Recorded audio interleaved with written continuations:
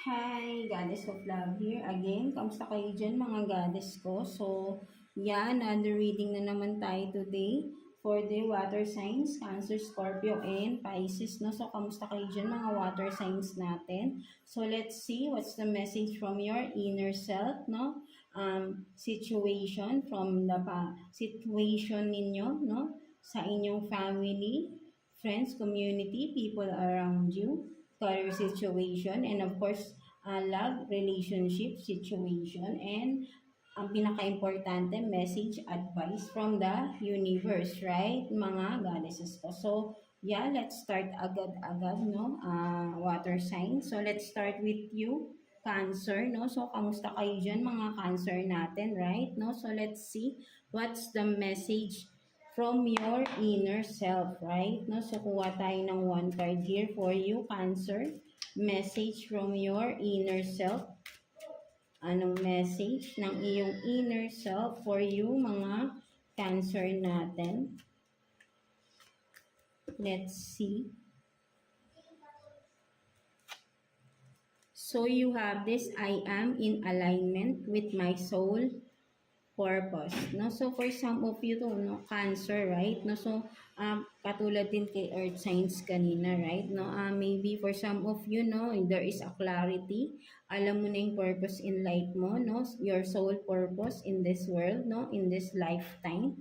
For some of you, maybe may deeper spirituality din. For some of you, mga Cancer dyan, no? And then for some of you, mas nagkakaroon ng clarity within yourself, right? No? And then sinasabi dito ng inyong inner self, right? Na with this, no, with this clarity that you that is revealed, no, something like that to you is alam mo na yung dapat mong gawin, no? Alam mo na yung steps to make, no, something like that, right? No, and you are being alignment, you are being guided with this, no, mga Cancer natin, right? No, so ayun yung nakikita ko dito, right? No, and kumbaga all the support that you need is in with you na, no, something like that, no, and kailangan mo na lang dito is gumalaw or to make a decision na kung ano man ito, right? No, mga Cancer. So, ikaw lang din talaga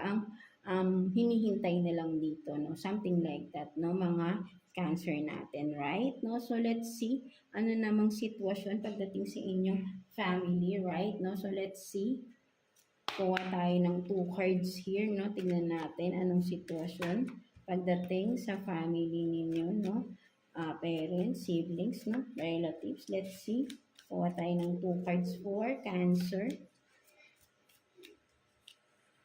Family situation for Cancer. Let's see. So, you have this magic and then visionary, no? So, for some of you, no, mga Cancer natin, right, no? Yeah, maybe talaga ay in the near future or in a couple of weeks, months, or whatever, no? With this magic and visionary, yeah, ang nakikita ko dito sa magic, right, no? Within the family, no, maybe for some of you, you came from a family na may mga alam-alam, something like that, right, no? And then ang nakikita ko rin dito, may mga mission talaga for some of you, right? No? Talagang merong connection into spirituality, no? For some of you, Cancer, no? Whoever lang na makaka-relate on this, no? With the visionary, right? Na meron kayong mga vision.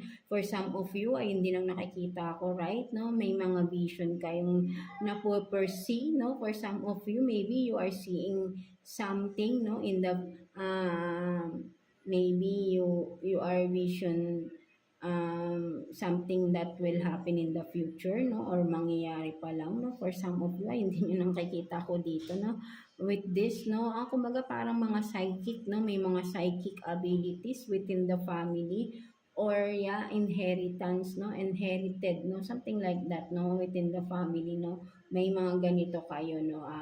That's why, no, you are into spirituality also, or into this something na something different, no, mga Cancer natin, right, no? So, yan, no, parang you are learning, no, from your family, no, something like that, no, mga cancer natin, no. So, let's see, ano namang sitwasyon pagdating ninyo sa mga kaibigan ninyo. Let's see, no, kuha tayo ng 2 cards here. Ano namang sitwasyon, anong meron pagdating sa mga tao sa paligid ninyo, right? Ano bang tingin nila sa'yo? Pwede rin, no? So, tingnan natin. Anong sitwasyon? Let's see.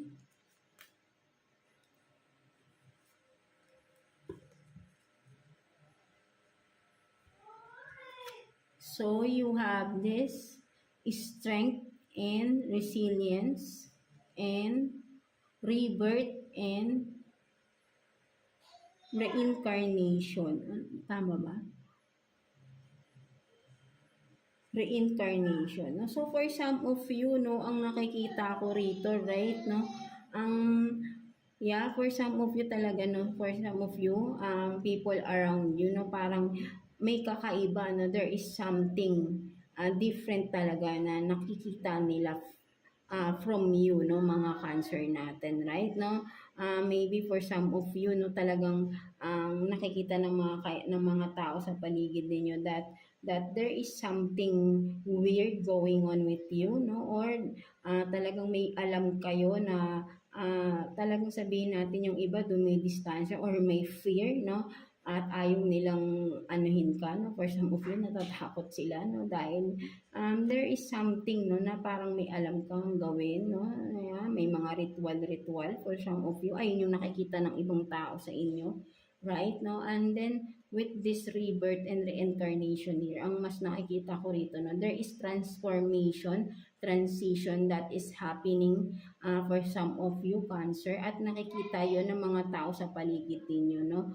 There is changes, no, physically, no, for some of you, may mga pagbabago physically, no, at nanonotice yon ng mga tao sa paligid ninyo, right, no, for some of you, mas nagbo-bloom kayo, mas nagiging maganda, mas nagiging pogi, no, nagiging attracted kayo, no, for some of you, no, ay hindi nyo nakikita ko rito, and being that, no, nanonotice kayo, no, may changes na nangyayari, no, for some of you, right, no, at talagang nakikita yon ng mga tao sa paligid niyo. Sabi nga nila baka daw for some of you, because may mga ritual ka, maybe for some of you sinasabi baka nagre-ritual ka, that's why parang there is physical changes na nangyayari sa inyo, right, no, but then ang nakikita ko nga rito, no, you are transforming beautifully, no, handsomely, no, something like that, no. So ayun yung nakikita ko rito, no, for some of you mga Cancer natin, right, no. So let's see pagdating naman sa inyong career, no, anong sitwasyon, let's see anong sitwasyon pagdating sa inyong career, mga Cancer natin. Let's see, kuha tayo again ng 2 cards also here, no, mga Cancer natin. Let's see. Career ng mga Cancer, please. Career for Cancer. Kuha tayo ng 2 cards, no? Kukuha na nga tayo. For Cancer.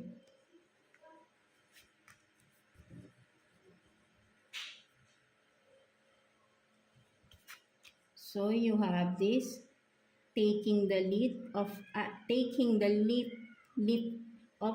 and believing, taking risk, and then only you can make this project. No, so for some of you talaga there is something, no, there is really sabihin nating life journey, no, mission, no, for some of you, no, spirituality or kung ano man ito, no, in a different level, no, something like that, no. So ayun yung nakikita ko rito na ikaw lang mismo din ang makakagawa nito. Just have faith, no, just take the leap of faith with this, no, kung ano man ito, no, mga Cancer natin, right, no, maniwala ka lang dito kung ano itong mga nadidiscover mo within yourself, right, no, at kailangan mo lang dito ay maniwala ka sa sarili mo, and there's nothing wrong, no? You have to take the risk for this, no? Because alam mo rin naman na talagang magagawa at magagawa mo to, no? Right? No? But then, of course, no, there is still a challenges, no? With this, no? Within this, no? Kailangan mo lang talaga maging malakas, maging matapang with this, no? Mga cancer natin. And I know, no, for sure na makakaya at malalagpasan mo ito, no? Ano man ito, right? No, because this is your purpose in life, your soul purpose, your mission, no, for some of you, no? Kung sino lang makaka-resonate with this, no, mga cancer natin, right? No, so tingnan naman natin what's the self-care advice for you this coming week, mga cancer natin. Let's see. Self-care advice for you this week. Kuha tayo ng one card for you. So, let's see. You have this abundance planning. No? So, for some of you, right, no, magkaroon kayo ng pagplano or taking down notes, no, kung ano man itong mga abundance, no, abundance kasi hindi lang naman pera yan, right, no, ano ba yung mga gusto nyong ma-achieve sa buhay ninyo, right, no, ano yung mga gusto nyong sabihin nating ma-attract din, no, for some of you, kasi attract positivity is attracts ano rin yan right? No, abundance, wealth, no, something like that, peace, love, harmony, no, right? So, just take down notes from that, no? Ano yung mga ninanais mo na makamit, no? With this, no? In your life, no? In your soul purpose here, in your timeline, no? Mga cancer natin, right? No, overall, no, mga cancer, no? Anong mga goals in life mo, right? No, anong mga gusto mong ma-achieve? Anong mga plans para ma-achieve mo to. So, just take down notes from that, no? Halimbawa, gusto mong maging wealthy, no? In the near future, right? No? So, isulat mo, I want to be, soon I will be wealthy or I am wealthy. And then, below that, no? Isulat mo paano, ano yung plano mo para magawa mo maging wealthy ka, no? Something like that, no? So, ano man itong mga ginugusto mo sa buhay ma-achieve mo, mga cancer, no? Just take down notes, no? And from that, no, isulat mo din how can you achieve those dreams or goals in life mo, right? No? And magiging guide mo yan everyday na ito pala yung pinaplano ko, ito pala, no? Para ma-remind ka, no? Something like that, no? Mga cancer natin, right? No? So that is your self-care advice for this coming week, no? Gawin mo na ito, no? Simulan mo at maging guidance mo ito towards your goals, no, or towards your life journey, no, something like that, no, mga cancer natin, right? No, so let's see what's the situation within the person on your mind, no, mga cancer natin. So tignan natin, kuha tayo ng 2 cards here, no, sitwasyon ng inyong person, no, sino man itong nasa isip ninyo, right, mga cancer natin. Let's see. Person on your mind, no, mga cancer. So you have this, no, Cupid's arrow, have faith, love is coming, surprise, invitation, struck by love, and then the butterfly, no, evolving and growth, next phase, healing inner child, no, releasing the past. No, so for some of you talaga, right, no, there is transition, no, a transformation, right, no, with the butterfly, right, no, you are turning into butterfly, no.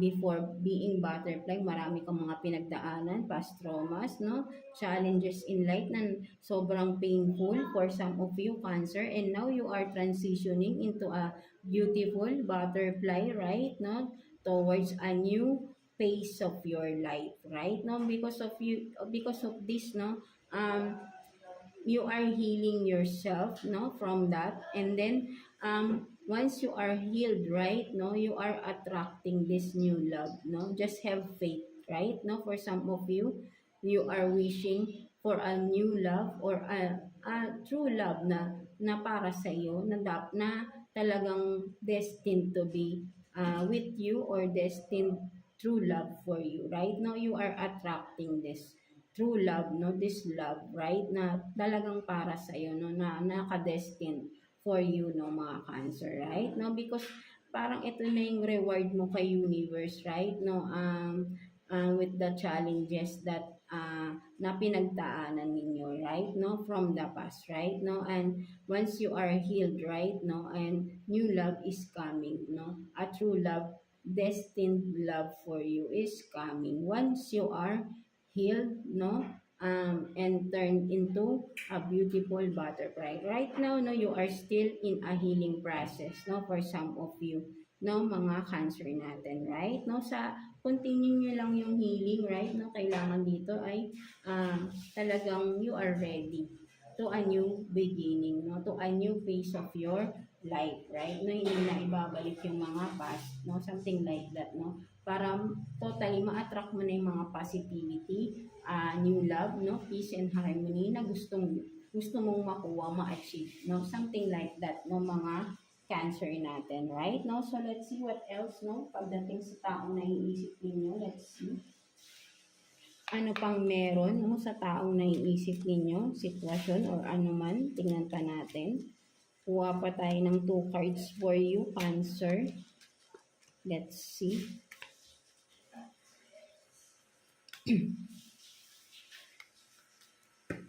Sitwasyon, let's see. Person on your mind. So you have this Page of Cups. And then, the Hanged Woman, no? So for some of you, no, mga Cancer natin, no, ang nakikita ko rito, right, no, the person on your mind, no, may offer to, no, something, no, something na, yan, no, with the fish, no, abundance to, right, no, kung ano man tong offer niya is stability to, no, solid foundation for some of you, right, no, with the Hanged Woman here, no, kumbaga for some of you, no, kung sino man itong taong naiisip nyo right now is pinag-iisipan na rin naman niya, no, itong gagawin niyang offer for you, no, mga Cancer, no. So desidido naman siya, but then naghahanap lang siya ng right time, no, for some of you, right, no, to offer this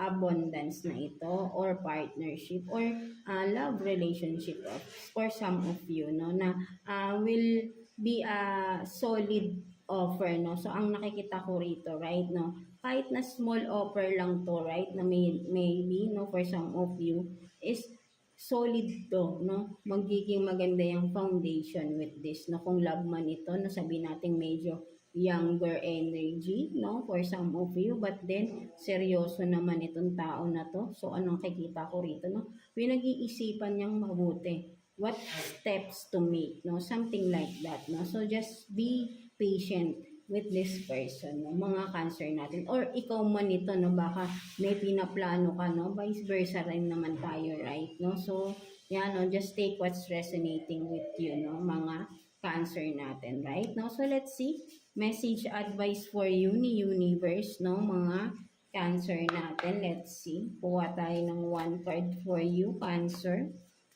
Message advice for Cancer, please.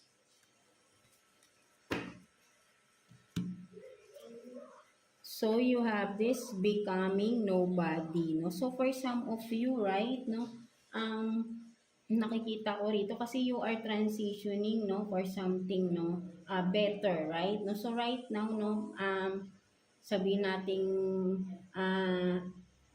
you are being secretive, no, for some of you, right, no, kung ano man tong mga nangyayari sa inyo is sinisikreto nyo lang, no, kung ano tong mga movements, ano tong mga steps you are making, no, you are doing it by yourself, no, na ikaw lang din ang nakakaalam, no, for some of you, right, no. So maybe for some of you, no, tama lang din tong ginagawa mo, no, hindi mo kailangang i-expose whatever it is that you are doing right now, no, mga Cancer, right, no. eventually, no, manonotice rin nila yan, right? No, kung ano tong mga pagbabagong nangyayari sa inyo. Now, for some of you nga ay nanonotice na nga nila, no? So, hindi mo kailangang i-expose ang sarili mo. Kusa nilang makikita yan within you, no? For some of you, no, kailangan mo lang dito ay mag-focus ka lang din sa sarili mo, no?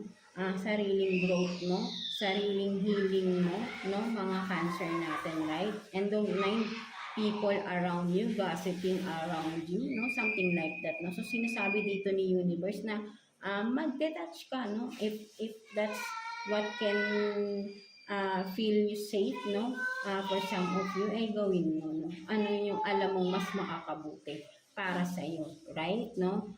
Kung kailangan mong mag-detach is mag-detach ka, no? At binibigyan ka ng permiso ni universe rito, hinahayaan ka nilang mag-decide because alam nila na kaya mo at alam mo yung dapat mong gawin here, no? And but then they are still guiding you and supporting you, no? Whatever decisions you have to make, no? Something like that, no? Mga cancer natin, right? No? So yeah, that's it for you mga cancer natin, no? So I hope na naka-resonate kayo sa reading ninyo today, no? Mga cancer natin. So yeah, God bless you all and thank you for watching.